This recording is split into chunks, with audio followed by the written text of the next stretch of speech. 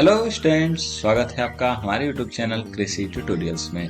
तो स्टूडेंट्स, आज हम लोग स्टार्ट करने जा रहे हैं topic ornamental plant definition, classification and example. आज हम इन तीन बातों पर डिस्कस करेंगे कि ऑर्नामेंट प्लांट का डिफिनेशन क्या है, इसका क्लासिफिकेशन क्या है और इसके उदाहरण। तो स्टूडेंट्स आइए हम लोग देखते हैं। तो सबसे पहले स्टूडेंट्स बता दें कि यह BSc फोर्थ सेमेस्टर का production technology of ornamental crop map and landscaping के अंतर्गत सबसे फर्स्ट टॉपिक है। तो स्टूडेंट्स आइए हम लोग अपने टॉपिक पर आते हैं। तो जैसा कि स्टूडेंट्स हम स्लाइड के माध्यम से पढ़ रहे हैं, तो जैसा कि आपके सामने सेकंड स्लाइड पर कुछ फ्लावर्स ऑर्नामेंटल क्राफ्ट, मतलब ये सभी फ्लावर्स क्या है, ऑर्नामेंटल क्राफ्ट के अंतर्गत आते हैं। सेकंड जो नेक्स्ट है स्लाइड, वो हम लोग देखते हैं क्या कि इंट्रोडक्शन। तो ऑर्नामेंटल क्राफ्ट इंट्रोडक्शन में क्या देखें कि ऑर्नामेंटल क्राफ्ट क्या है, are plants that are grown for their beauty rather than for their fruit और फ्लावर। मतलब ऐसे पौधे जिन्हें उगाया जाता है उनकी सुंदरता के लिए, बल्कि उनके फूल और फलों के लिए नहीं। मतलब पौधे ऐसे जिनको उनकी सुंदरता के लिए उगाया जाता है उसे ऑर्नामेंटल क्रॉप कहा जाता है। उसके बाद they are often used in landscaping to add colour and interest to a garden. मतलब ये बगीचे में या फिर तो लैंडस्केपिंग में काम आते हैं, मतलब पूरे एरिया को सजाने के काम में आते हैं, जिससे क्या यह उस एरिया में या फिर उस बगीचे में क्या करते हैं, कलर डालते हैं। फूल क्या करते हैं, प्राकृतिक रंग डाल देते हैं पूरे एरिया में, जिससे क्या होता है सब कुछ सुंदर सुंदर हो जाता है। कुछ एग्जाम्पल की बात करें, सब common example of plant include ivy, holly, azaleas और कई फूल जैसे कि मैरीगोल्ड, जैस्मीन, रोज एटसेट्रा। तो स्टूडेंट्स आइए आपके सामने एक और फिगर है, जैसा कि आप देख सकते हैं ये एक फिगर ऑर्नामेंटल क्रॉप का ही है। उसके बाद आइए स्टूडेंट्स हम लोग डिफिनेशन की बात करते हैं, क्या कि डिफिनेशन ऑफ ऑर्नामेंटल क्रॉप क्या है। तो सबसे पहले आप समझ सकते हैं ऑर्नामेंटल प्लांट होता क्या है। ऑर्नामेंटल प्लांट या क्रॉप, ऑर्नामेंटल क्रॉप या प्लांट वो है और those plants that are cultivated for purpose, मतलब उस पर्पज के लिए, उस कार्य के लिए जो क्या करता है, इंक्रीजिंग द ब्यूटी, सुंदरता को बढ़ाता है, किसके, गार्डन के, लॉन के, हाउस के। तो इसका सिंपल सा अगर हमने हिंदी में डिफिनेशन बनाए तो ऑर्नामेंटल क्रॉप वो पौधे होते हैं, सजावटी पौधे वो पौधे होते हैं जिन्हें सजाने के पर्पज, सजाने के उद्देश्य से उगाया जाता है, जो कि हमारे घरों का, कॉलेज का, बगीचे का, लॉन का, अपने एरिया की सुंदरता बढ़ाएं। एग्जाम्पल में बात करें जैसे कि dahlia, zinnia, sunflower, rose, marigold, hibiscus etc. are the flowers which are used for the beautification. मतलब ये सभी फ्लावर्स किस काम में आते हैं, सजावट के रूप में यूज किए जाते हैं। तो स्टूडेंट्स आपके सामने नेक्स्ट स्लाइड पर क्या है कि क्लासिफिकेशन ऑफ ऑर्नामेंटल क्रॉप, मतलब ऑर्नामेंटल क्रॉप को क्लासिफाइड कैसे किया जा सकता है। तो ऑर्नामेंटल मतलब सजावटी पौधों को पहले दो बातों पर मतलब कि क्लासिफिकेशन किया जाता है। पहला हर्बेसियस ऑर्नामेंटल प्लांट और दूसरा वुडी ऑर्नामेंटल क्रॉप। मतलब एक जो घास जैसे पौधे होते हैं और दूसरा जिनमें लकड़ी के साथ पौधे पाए जाते हैं। तो आइए हम लोग एक एक पढ़ते हैं, हर्बेसियस के बारे में फिर वुडी के बारे में। तो सबसे पहले हर्बेसियस ऑर्नामेंटल क्रॉप की बात करेंगे, तो इसमें सबसे पहला टॉपिक है एनुअल। एनुअल मतलब एक सीजन रहने वाला, सालाना रहने वाला। कुछ पौधे जो कि अब इसमें भी तीन भाग हैं, जैसे कि पहला विंटर सीजन में ग्रोन होने वाले फ्लावर, मतलब जो ठंडी के मौसम में ग्रोथ होते हैं, जैसे dahlia, poppy, dianthus, calendula, marigold, cosmos, aster etcetera. तो स्टूडेंट्स ये जो फ्लावर हैं हम आपको बाद में एनिमेशन के माध्यम से इन सभी फ्लावर का नेम के साथ पूरा वीडियो अपडेट कर देंगे, जिससे आप फ्लावर की पहचान करना जान जाएंगे, जो कि आप हमें हमारे लेक्चर्स में बाद में आप प्लेलिस्ट में उस वीडियो को देख सकते हैं। तो स्टूडेंट्स जो सेकंड है वो समर सीजन फ्लावर, मतलब गर्मी के मौसम में कौन से फूल फूलते हैं। तो गर्मी के मौसम में बैल्सम, कॉक्सकॉम एटसेट्रा। उसके पूरे साल रहने वाले फ्लावर जैसे कि सनफ्लावर, एल्जीनिया, ये कुछ फ्लावर हैं एनुअल्स में। उसका जो स्टूडेंट है सेकेंड वह है बाइनियल। बाइनियल में कौन से होते हैं, मतलब 2 साल चलने वाले या 2 सीजन उगने वाले पौधे। तो ऐसे में हॉलीहॉक, स्वीट विलियम, ये 2 फ्लावर हैं बाइनियल में। और पेरेनियल की बात करें तो पेरेनियल में फ्लावर्स की बात करेंगे तो फ्लॉक्स और ग्लैडियोलस।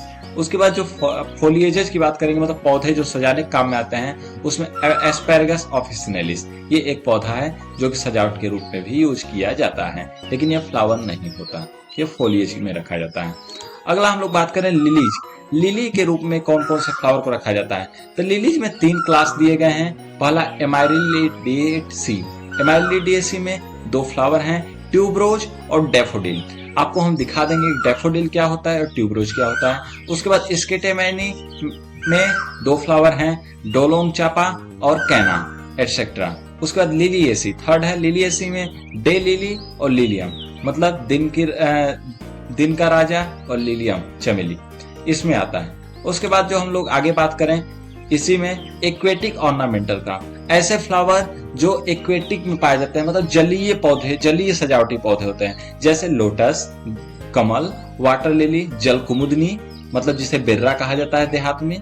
उसके बाद रेड वाटर लिली, लाल कुमुदनी, ये इसमें एक्वेटिक ऑर्नामेंटल क्रॉप के अंतर्गत आते हैं। उसके बाद कुछ कैक्टस, ऑर्चिड और फर्न की बात करें तो कैक्टस में स्टार कैक्टस सजाने के काम में आता है, rose cactus, prickly pear, orchard cactus, ये सभी यूज किए जाते हैं सजाने में।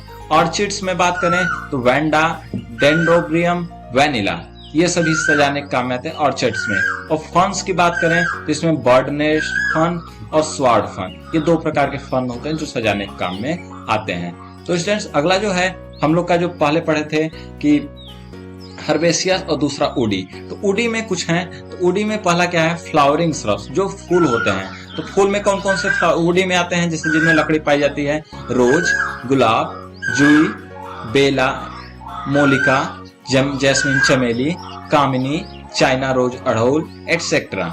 उसके बाद नॉन फ्लावरिंग ऑर्नामेंटल की बात करें, जो नहीं फूलते, क्रोटॉन, मुसैंडा। उसके बाद फ्लावरिंग ट्री, फूलने वाले पेड़, जैसे कि A magnoliaceae, magnolia, ironwood tree etcetera. B leguminosae में, लेग्यूमिनेसी की बात करें इसमें कि जो लेग्यूम क्रॉप में आते हैं, जैसे पीकॉक और अशोक ट्री, तो ये सभी ट्री में फ्लावरिंग ट्री होते हैं। अगला फोलिएज ऑर्नामेंटल ट्री की बात करें, मतलब जो फोलिएज के रूप में ऑर्नामेंटल क्रॉप में आते हैं, जैसे रबड़, अशोक, बनियान ट्री, बरगद, यूकेलिप्टस एटसेट्रा, ये भी सजावट के रूप में आते हैं। जैसे बनियान, बरगद भी सजाने के काम में आता है, यूकेलिप्टस के पेड़ को लगा के सजावट के रूप में यूज किया जाता है, अशोक का पेड़ लगा के सजावट के रूप में यूज किया जाता है। तो स्टूडेंट, जो नेक्स्ट है पाम। पाम में कौन कौन सा, पाम ट्री में, पाम वाले ट्री में कौन कौन सा यूज किया जाता है? तो पाम ट्री में होता है एक bottle palm, fishtail palm, toddy palm, butterfly palm, oil palm, Chinese palm और एटसेट्रा। जैसा कि आप सभी आसपास देखे होंगे कि आपके यहाँ पाम में ताड़ होता है, तो ताड़ के वृक्ष लगाए जाते हैं गेट पर, कहीं जाइए घूमने तो वहां पर किनारे किनारे गेट पर ताड़ के वृक्ष लगे होते हैं सुंदर सुंदर। तो ये सभी सजावट के रूप में यूज किए जाते हैं, इसलिए इसे ऑर्नामेंटल क्रॉप के अंतर्गत रखा गया है। ऑर्नामेंटल नेक्स्ट है ऑर्नामेंटल हेजरे प्लांट। हेजरे के रूप में मतलब किनारे बॉर्डर लगाने के यूज में कौन कौन सा यूज किया जाता है? तो उसमें दुरांता, जस्टिया, इरोक्सा, ETC, ये सभी यूज किया जाता है बॉर्डर हेजरे के रूप में, मतलब किनारे बाउंड्री बनाने के लिए।